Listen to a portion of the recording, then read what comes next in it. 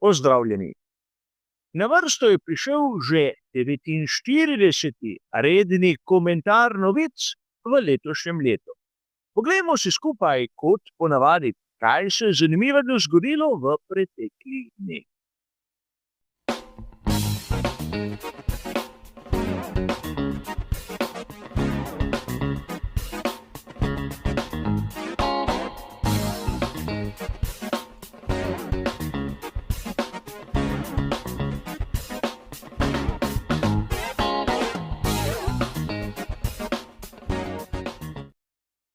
Tudi tokrat se bomo, kot običajno, ustavili pri 4 različnih temah.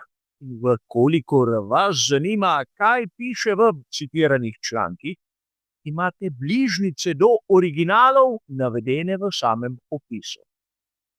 Kot običajno, ko je slika v barvah, omenim, da navajam tisto, kar sem prebral v že prej omenjenih člankih. Ko se ta spremeni v črno-belo, pa dodajam moje osebno mnenje oziroma moj komentar. Tako, tudi tokrat smo na hitro ponovili pravila tega formata, zato se takoj lotimo prve današnje teme.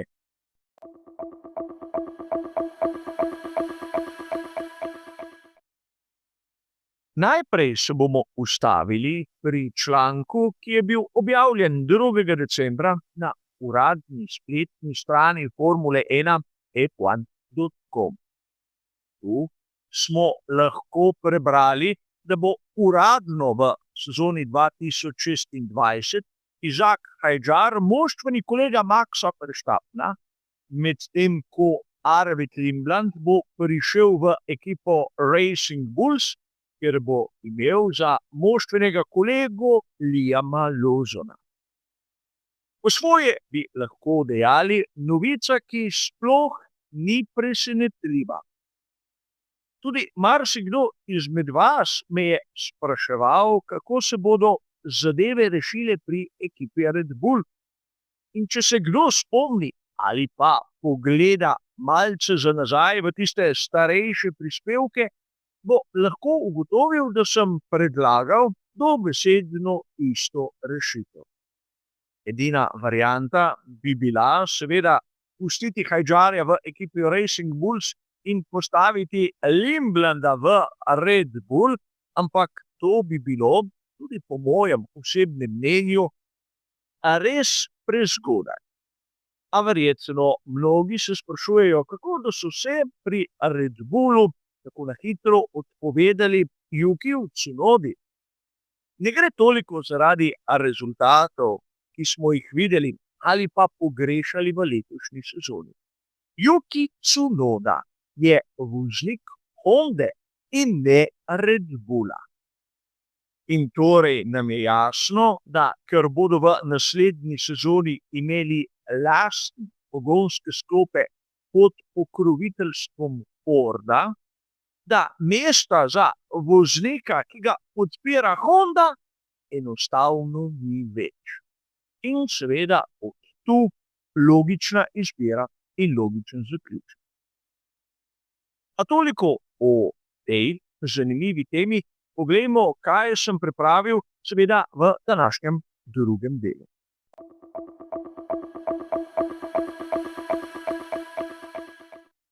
Naša druga tema se bo dotaknila novice, ki jo verjetno marsikdo izmed nas dobesedno ni želel prebrati.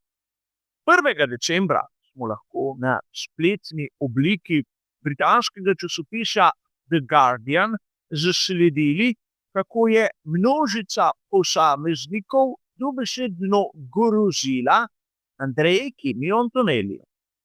Po poročanju tovarniške ekipe Mercedes je bilo zaznati na posebnih profilih italijanskega voznika več kot 1100 komentarjev, ki so bili prek meje ne samo dobrega okusa, temveč tudi onega dovoljenega, in med njimi jih je bilo mnogo takih, ki so vozniku celo grozili smrtjo.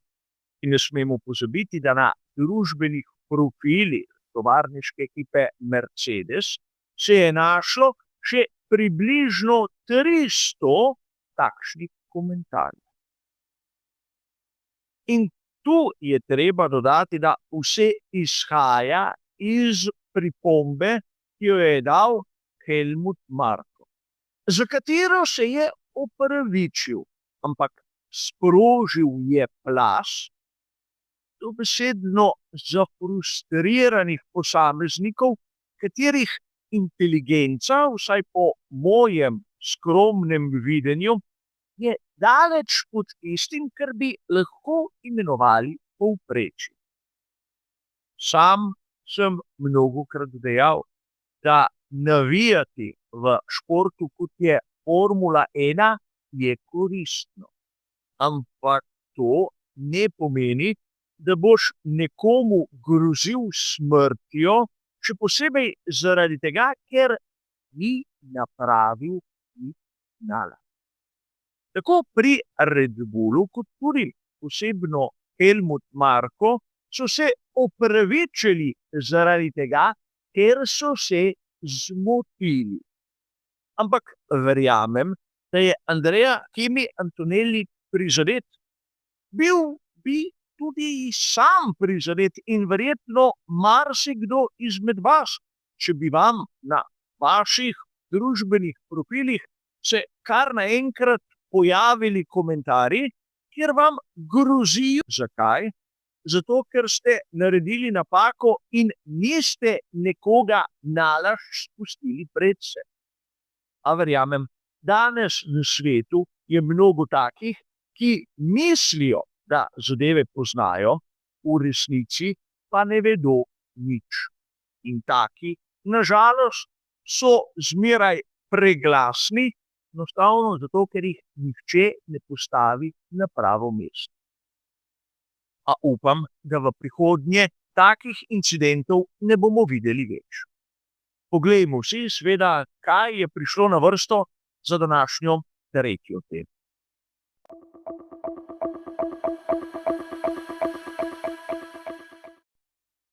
Drugega decembra smo lahko na angleški verziji spletnega portala motorsport.com zasledili, da je Fornaroli, prvak v letošnji sezoni Formule 2 in v lanski sezoni Formule 3, podpisal z razvojnim programom McLarena.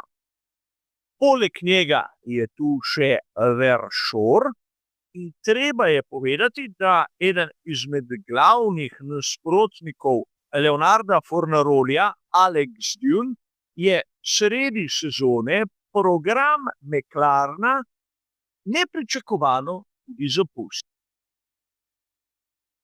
A tu je treba dodati, da McLaren v tem programu marsikdaj ima izjemno zanimive voznike. Na primer, Gabriel Bortoleto je bil član njihovega mladinskega pogona, ampak ker mu ekipa iz Wokinga v resnici ni bila sposobna ponuditi sedeža in ker so se zanj pozanimali pri Sauberju, je seveda brez težav dobil izpisnico. Potem, da sam Richarda Verschoorja ne stavim tja v najvišja mesta tiste jakostne lestvice mladih voznikov, je verjetno vsakomur jasno, ampak sprašujem se, kaj lahko pri McLarenu ponudijo Fornaroliju. Mesto testnega razvojnega voznika pri ekipi Formule 1.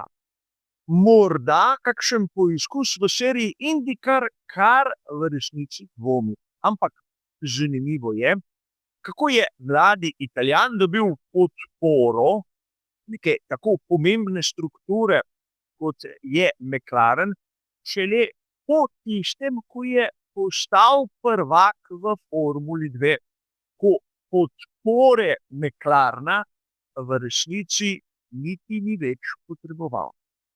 A dejstvo je, da so mesta v Formuli 1 omejena. In na kratki rok pri McLarenu ne vidim veliko možnosti za samega Fornarolija. Želim mu seveda, da bi uspel, ampak situacija je na žalost takšna. Poglejmo si, seveda, kaj sem pripravil še za zadnjo današnjo temo.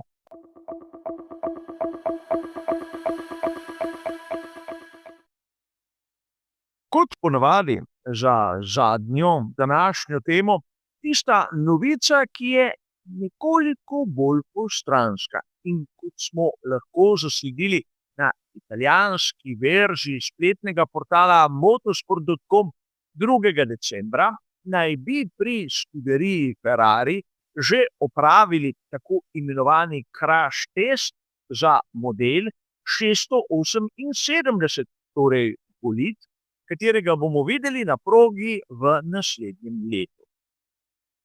Marsikdo bi lahko dejal, da je to v resnici dobra novica, namreč so med prvimi, če ne že prvi, ki jim je to uspelo.